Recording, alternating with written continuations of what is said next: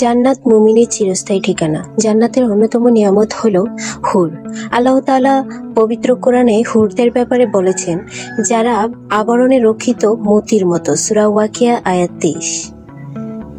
তাদেরকে এর পূর্বে কোনো ইনসান বা জিন স্পর্শ করেনি। সূরা রহমান আয়াত 56। আল্লাহ তাআলা জান্নাতি পুরুষদের সঙ্গে তাদের বিয়ে দিবেন এরশাদ হয়েছে, আর আমরা তাদেরকে বিয়ে দেব ডাগর নয়া হুরদের সাথে। সূরা দুখান 53-54 আয়াত। এবং তারা সেখানে থাকবে চিরকাল। সূরা বাকারা আয়াত 25। হাদিসে এসেছে, জান্নাতি কোনো মহিলা যদি দুনিয়াবাসীদের প্রতি উকি দেয়, তাহলে আসমান ও জমিনের মাঝে সবকিছু আলোকিত এবং সুরভিত হয়ে যাবে। আর তার মাথার ওড়না দুনিয়া ও তার সবকিছুর চেয়ে উত্তম। সহিহ বুখারী 2796। হুরদের চেয়েও অনেক বেশি সুন্দরী হবে জান্নাতি মুমিন নারীরা। তাদের হুরের চেয়ে আলাদা বৈশিষ্ট্য দেওয়া হবে। তারা বৃদ্ধাবস্থায় মৃত্যুবরণ করলেও জান্নাতে তারা যুবতী হয়ে যাবেন। দুনিয়ায় যেমনই থাকুন, আখিরাতে অপূর্ব সৌন্দর্য লাভ করবেন। হাদিস শরীফে ইরশাদ হয়েছে, হাসান রাদিয়াল্লাহু থেকে বর্ণিত, একবার এক বৃদ্ধা মহিলা নবী সাল্লাল্লাহু আলাইহি সাল্লাম এর কাছে এসে বলল, হে আল্লাহর রাসূল, আল্লাহর কাছে দোয়া করুন যেন আমি জান্নাতে প্রবেশ করতে পারি। তিনি বলেন, ও হে, কোনো বৃদ্ধা জান্নাতে প্রবেশ করবে না। বর্ণনাকারী বলেন, তা শুনে সে কাঁদতে কাঁদতে চলে গেলেন।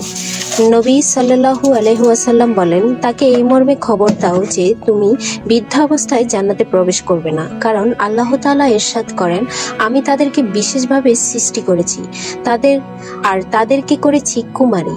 সূরা ওয়াকিয়া আয়াত 35-36। শামায়েলে তিরমিজি 179। জান্নাতি নারীরা জান্নাতে স্বামী ভক্ত হবেন, যা নারীদের শ্রেষ্ঠ চরিত্র। পাশাপাশি তারা তাদের সমবয়স্ক হবেন, যা তাদের মধ্যে বোঝাপড়া ও প্রেমময় সম্পর্ক দৃঢ় রাখতে সাহায্য করবে। পবিত্র কোরআনে ইরশাদ হয়েছে, জান্নাতি নারী হবে সোহাগিনী ও সমবয়সী। সূরা ওয়াকিয়া আয়াত 37। জান্নাতি নারীদের দুনিয়ার স্বামী যদি জান্নাতি হন, তবে তাকেই স্বামী হিসেবে পাবেন। তবে সেখানে সেই স্বামী কোনো ত্রুটি বিচ্যুতি থাকবে না, যা দেখে নারীদের আফসোস হতে পারে।